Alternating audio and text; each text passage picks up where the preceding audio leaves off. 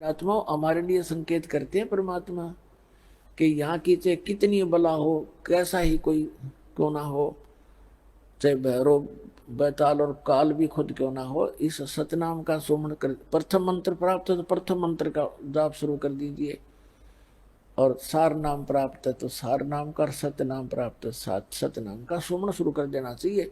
किसी प्रकार की आपत्ति चाहे सपने में भी क्यों ना हो या वैसे प्रत्यक्ष में हो, तो भाग जाएगा, कोसो नहीं पाएगा आपको।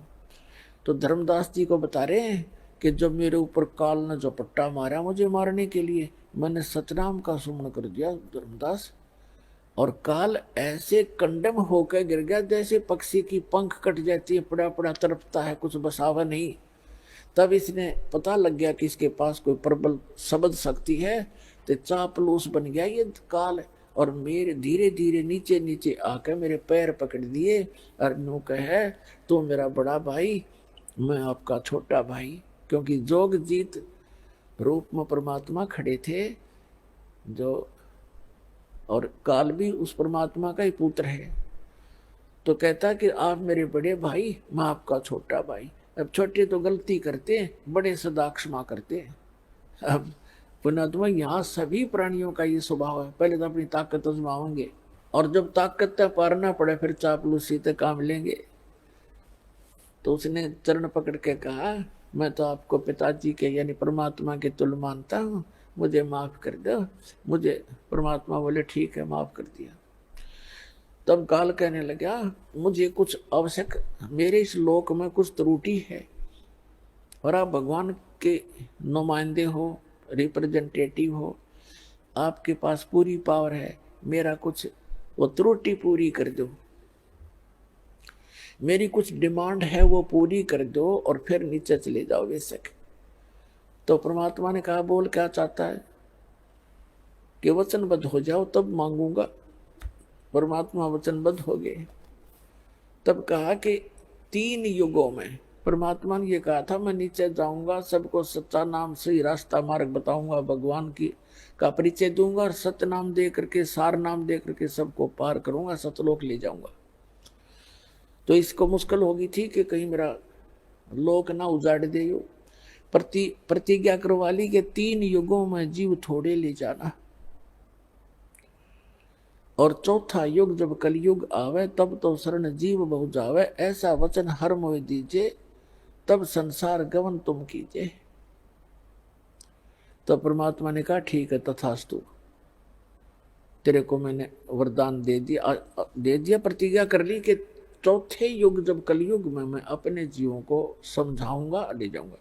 दूसरा इसने कहा था कि आप अपना ज्ञान देकर ले जाना, जब जोर जबरदस्ती से ये ज्ञान मत किसी को देना, और जो जबरदस्ती ना ले जाना यहाँ से, आप अपना ज्ञान सुनाना। आपके ज्ञान से आपको भगवान मानकर, आपको परमात्मा को परमात्मा मानकर जो भक्ति करे वो आपके, और मेरे भक्ति करेंगे, मेरे मंत्रों का जाप करें और मेरे ज्ञान पर आश्रित रहें, वो मेरे। तब परमात्मा ने कहा ठीक है भाई तथास्तु, ये तो है ही, मेरे को तो वही समझेगा जो मेरे ज्ञान से परिचित होगा। परमात्मा ने सब स्वीकार कर ली उसकी सारी डिमांड, और भी 2-3 थी वो फिर बताएंगे, अभी समय नहीं। तो तब एकदम आंख पलट गया भस्मागिरी की तरह, और कहने लगा कि जाओ जोग जीत संसार। कहते 12 पंथ करूं मैं साझा, जब कलयुग होगा ना, सभी प्राणियों को भक्ति मार्ग में विचलित कर दूंगा, और इनको इतना विकारी बना दूंगा, और इनके टुकड़े टुकड़े कर दूंगा, हिंदू मुसलमान सिख ईसाई जैनी बनाकर इनको एक दूसरे का दुश्मन बना दूंगा, और देवी देवताओं मंदिर मूर्तियों तक सीमित कर दूंगा, तीर्थ व्रतों के ऊपर उलझा दूंगा। और तब तुम जाओगे, तब परमात्मा ने कहा कि 5500 वर्ष जब कलयुग बीतेगा, तब मैं अपना एक अंश भेजूंगा। उसको तो यही कहना था कि अपना अंश भेजेंगे, और फिर तुम्हारे सारे ज्ञान को ठीक कर देगा, वो सबको ये ज्ञान देगा। तो उस समय वो काल कहता है कि उस समय तक तो इनको इतना कंडम कर दूंगा, ये भक्ति के योग्य भी नहीं रहेंगे, और फिर नकली पंथ चला दूंगा, तेरे कबीर नाम से 12 नकली पंथ चलाऊंगा, उसके अतिरिक्त और अनेक पंथ चला कर सब्जियों को भरमा दूंगा। और जब तुम्हारा जाएगा ना कोई हंस, तो सब उसके साथ वाद विवाद करेंगे, विरोध करेंगे मेरे उस गलत ज्ञान पर आधारित होकर के, और तेरी एक नहीं चलेगी जोगजीत, अब बेशक चले जाना। तो क्या कहा काल ने, 12 पंथ करूं मैं साजा, नाम तुम्हारा ले करूं आवाजा, 12 पंथ नाम जो ले ही हमरे मुख में आन समोई, और अनेक पंथ चलाऊं या विद जीवों को भरमाऊं। अपने आत्मा 12 पंथ तो गरीबदास जी तक पंथ आपको दिखाई रखे बहुत बार, उसके अतिरिक्त और अनेक पंथ चलाऊं, ये राधा स्वामी पंथ, इसी से निकली ब्रांच जय गुरुदेव पंथ मथुरा,